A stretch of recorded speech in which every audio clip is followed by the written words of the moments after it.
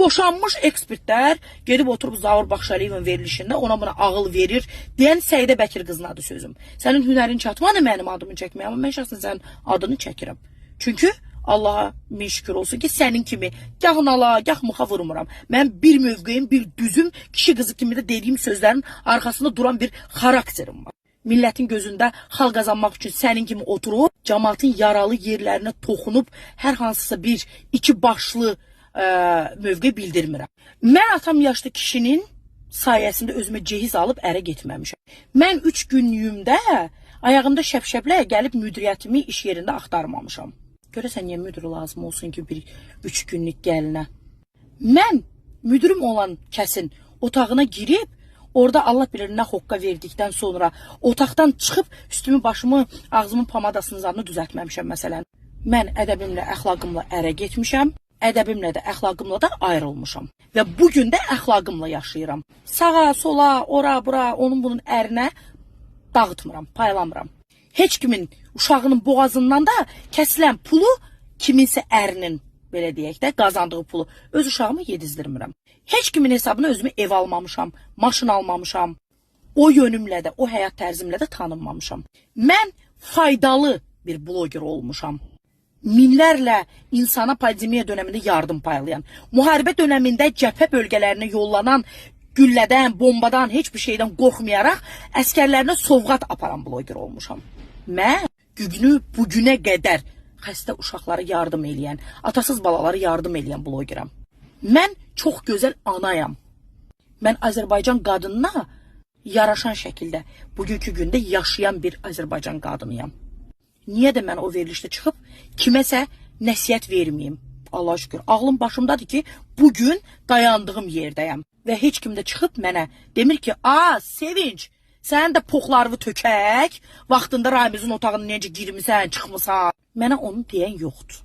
Çünki bugün mən çox gözəl, ağlı başında həyat yaşayıram. Mənim bir dənə səhifim olub, vaxtında bacı dediyim, evimin içinə buraxdığım qıza yumor naminə bəxt üzüyündən çəkdiyim bir fragmenti göndərmək. Amma o da mənim ağlımı başıma yığıb. O hərəkət mənə böyük bir təcrübə qazandırıb. Mən bugün heç kimə güvənmirəm və evimin içinə də heç kimi buraxmıram. Və heç bir zamanda o kimi videolardan gündəmə gəlib özünü tanınan qız olmamışam mən. Verilişə də çıxanda danışığımı, duruşumu, geyimimi bilən bir insan olmuş. Mən ümumiyyətlə bu kimi verilişlərə çıxıb özümü tanıtmaq üçün can yandırmamışam, dəvət almışam, getmişəm. Düzə düz, kişi qızı kimi də mövqeyimi bildirmişəm. Müğənni deyiləm ki, veriliş sayəsində özümə toy tutum. Vəkil deyiləm ki, özümə müştəri tutum. Həkim deyiləm ki, özümə pasiyent tutum. Mən xalqdan birisi olaraq oturmuşdum o verilişdə. Heç bundan sonra orada çıxmayacam da. Lazım gəlsə, yox.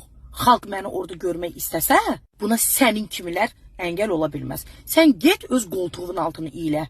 Deyirsən ərdəyəm, amma sən ərvi hələ görən olmayıb. Mən məsəl üçün yanımda papaq olsun deyə kişi saxlamamışam. Sevərək ailə qurmuşam, sevərək ayrılmışam. Xasiyyətimiz uyuşmayıb çünki. Uşağımın psixologiyasını düşünmüşəm ki, dava dalaşlı ailədə böyüməsin mənim uşağım. Mən boşanmamışam ki, gündə onun bunun ərinə payalayım. Niyə də mənim kimisi oturmasın o verilişdə? Gərək yanımda papaq kimi ər saxlayıb şəkidə şəki məmuru ilə atel gəzim ki, sənin kimilər mənə artıq söz deməsin. Mənə artıq söz deyənin ümumiyyətlə bundan sonra belə mədəni cavabını verməyəcəm. Hər poxunu ortaya tökəcəm, ağzını cıracam elə xalqın gözünün qabağında. Allaha şükür, illər boyu insanlar mənim o xasiyyətimi də gözəl bilirlər. Bilirlər ki, başım girməyən yeri bədənimi soxmuram heç vaxt. Dilimə görə də dilçəyim olub həmişə.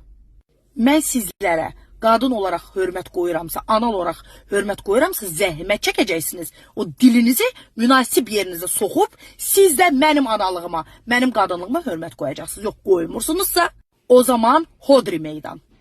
Baxaq görək, siz mi daha nümunəvi həyat yaşayırsınız? Mənmi?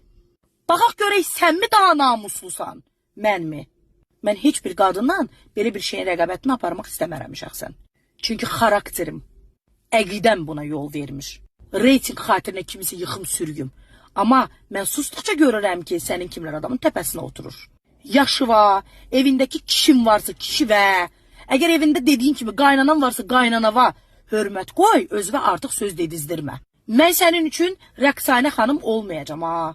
Dibinə kimi gedəcəm. Sonunda ölüm belə olsa tükürdüyümü yalamayacağam.